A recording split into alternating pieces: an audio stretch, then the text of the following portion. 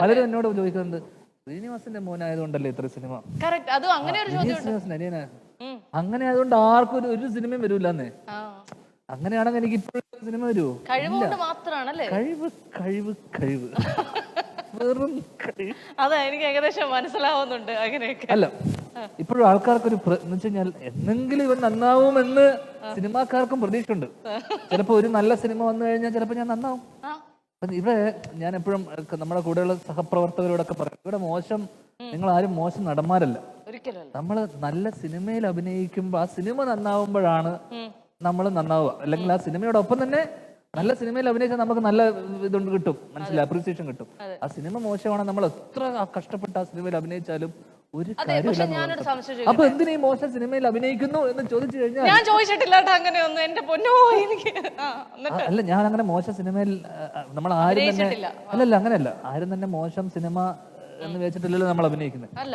ചിലത് കഥ കേൾക്കുമ്പോൾ നമുക്ക് തോന്നും ഇത് കുഴപ്പമില്ലാത്ത സാധനമാണ്, മോശമാണ്. പക്ഷെ ചില നമ്മൾ പറയും, ചില നമ്മുടെ സുഹൃത്തുക്കൾക്ക് വേണ്ടി ചെയ്യും. പലതിനും പല കാരണങ്ങളുണ്ട്. പിന്നെ ഞാൻ കൊറോണ വന്നപ്പോ ഞാൻ പല സ്ഥലത്തും പറഞ്ഞിട്ടുണ്ട്, കൊറോണ വന്നപ്പോ ഞാനേ ഒന്നും കണ്ണും പൂട്ടി കുറെ പടം അങ്ങോട്ട് കമ്മിറ്റ് ചെയ്തു. അതൊക്കെ ഞാൻ ഇപ്പോഴും തീർത്ത് പോയിക്കൊണ്ടിരിക്കുക. അതിനിടയിൽ എന്നെ തടസ്സങ്ങൾ ഉണ്ടാക്കരുത്, ഞാൻ അങ്ങ് പോയിക്കോട്ടെ, സൈഡിലൂടെ അങ്ങ് പോവാ. ഇറങ്ങാനുള്ളതിൽ പലതും നല്ല സിനിമകളുണ്ട്, എല്ലാം ബോംബല്ല. ചിലതൊക്കെ നന്നായി വരുന്നുണ്ട്. ഇപ്പൊ നടനെ സംബന്ധിച്ചിടത്തോളം അയാളുടെ ശരീരം ഭയങ്കര ഇമ്പോർട്ടന്റ്. ഒരു നടനെ സംബന്ധിച്ചിടത്തോളം അങ്ങനെയുള്ള ഒരാൾക്ക് അങ്ങനെ ഒരു തോന്നൽ ഉണ്ടാവണം. എനിക്ക് ആ തോന്നൽ ഇന്നലെ വന്നിട്ടില്ല. ഞാനൊരു നടനാണെന്നും ഞാനൊരു സിനിമയിൽ അഭിനയിക്കുന്ന ആളാണെന്നുള്ള ഒരു തോന്നലൊന്നും എനിക്ക് പലപ്പോഴും ഉണ്ടാവാറില്ല.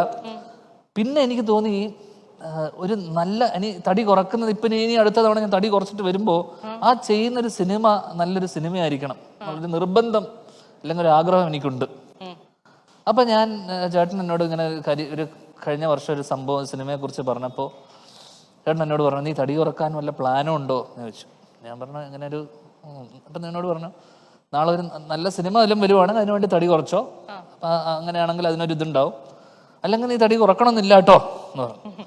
അപ്പൊ ഞാൻ പറഞ്ഞു നീ നല്ലൊരു സിനിമ ഉണ്ടോന്ന് അറിയില്ല, ഇപ്പൊ തൽക്കാലം ചെയ്യുന്നതൊക്കെ അത്യാവശ്യം ആവറേജ് സിനിമകളൊക്കെ ഉള്ളൂ, അങ്ങനെയാണ് ഒരു കാര്യം ചെയ്യും, നല്ലൊരു സിനിമയായിട്ട് ഞാൻ വന്നാലോ എന്ന് പറഞ്ഞിട്ടാണ് ഞങ്ങൾ ആദ്യമായിട്ട് കഴിഞ്ഞൊരു 6 മാസത്തിന് മുന്നേ സംസാരിച്ചത്.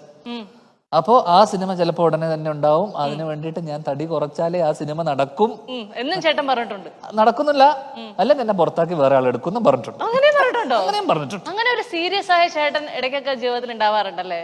നമ്മൾ കാണുന്ന എന്തില് നടനെ പുള്ളിക്ക് ആവശ്യമായിരിക്കാം. അതെ, എന്താ അത് കറക്റ്റ്. നടനല്ലേ? അല്ല, അത് കറക്റ്റാ.